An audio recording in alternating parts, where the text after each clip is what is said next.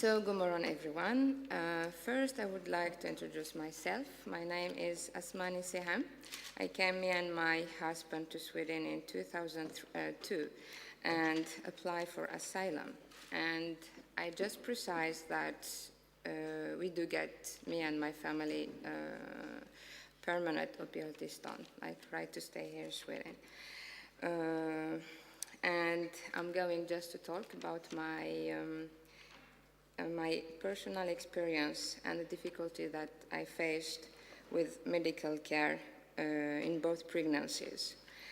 In the beginning, we thought that things will be different for us in Sweden. We thought we can get protection and start a peaceful life. But in reality, it became sufferance.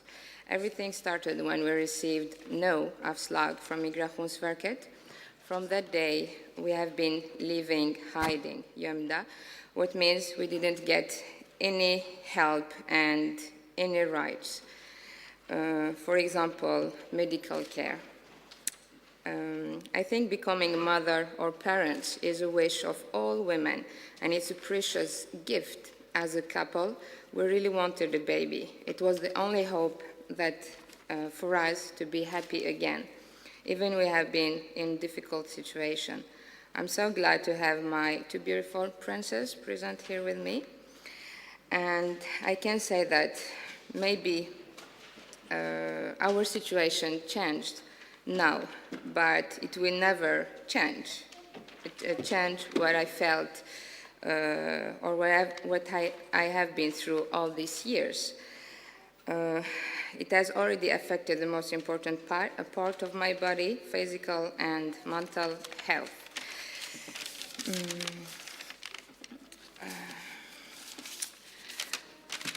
And I can say that out there, it's still many families, children, pregnant women, still waiting to get medical help. They are scared to go to hospital without having documents, to be caught by the police and sent back to their homeland.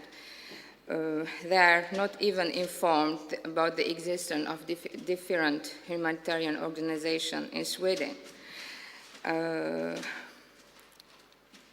I have already felt the same fear before the delivery. I was scared too. I was crying days and nights without knowing the solution. I couldn't even afford to meet a doctor. I was only following my pregnancy by internet.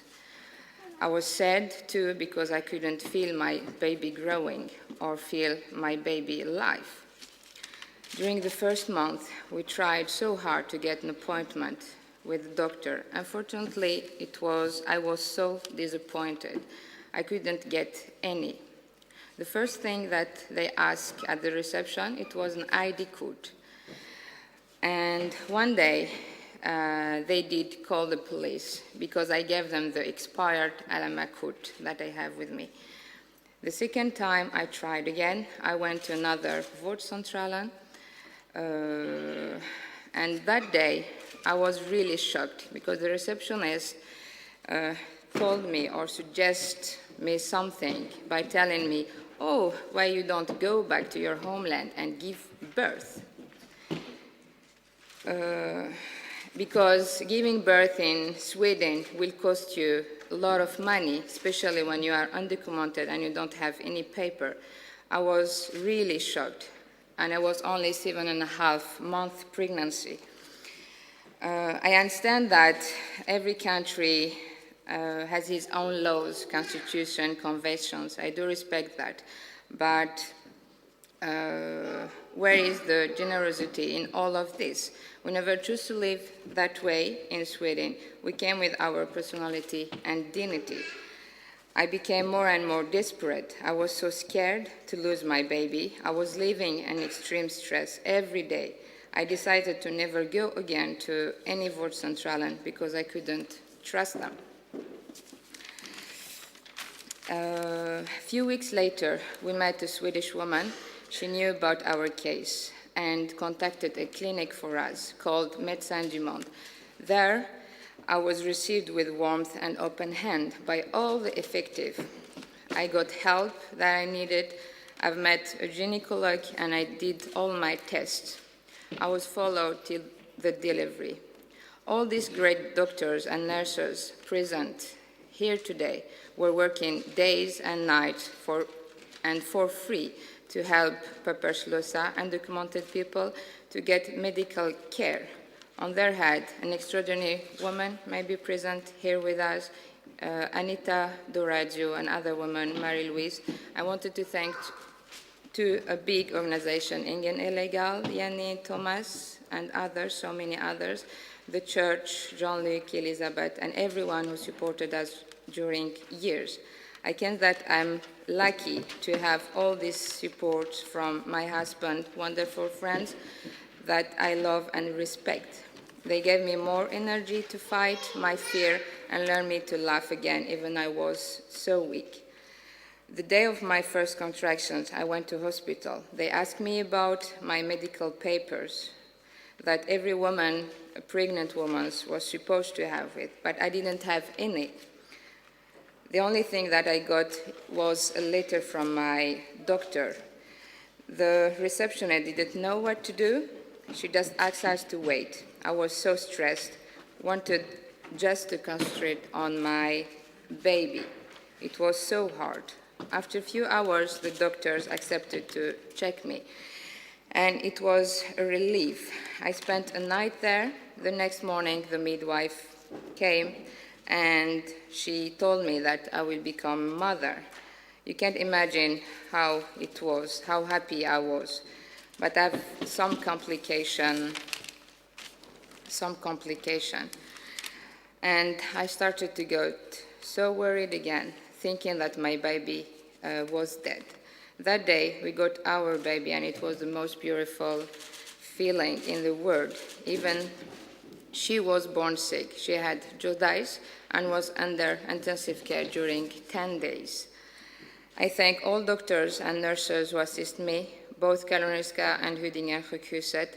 They gave me an image of real humanity and a real respect of their profession. And thank to all of you today for listening, and hope it will be time to have universal and an equal access to healthcare in so many fields. And thank you.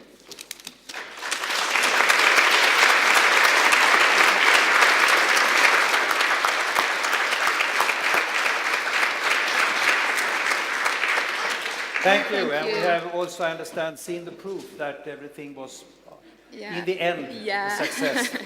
Yeah, I'm happy for that. And thank you to all of you. Any one of you who want to ask a question before we have a short break? Yes? Can you put on your microphone? Is this okay? Yes. Yeah, that's it. What has happened to the costs for the care you did get? Yes, after the first pregnancy, so we've got a bill of 45,000 krona for the first pregnancy, because Melissa was under intensive care during 10 days, and of course the cost of my pregnancy, my delivery, and both bills was almost an amount of 62,000 crowns. And what happened afterwards? Did yeah, you pay of course, that, no, we couldn't pay because we didn't have, of course, any money to pay, and so it was. But right now, I don't know what will happen. Still don't know what will happen. Yeah, we still don't know what will happen. So with the bill, even maybe right now we got our paper and everything, but we don't know what will happen. Yeah. Okay. thank you. Yeah, thanks to you. Okay. Okay.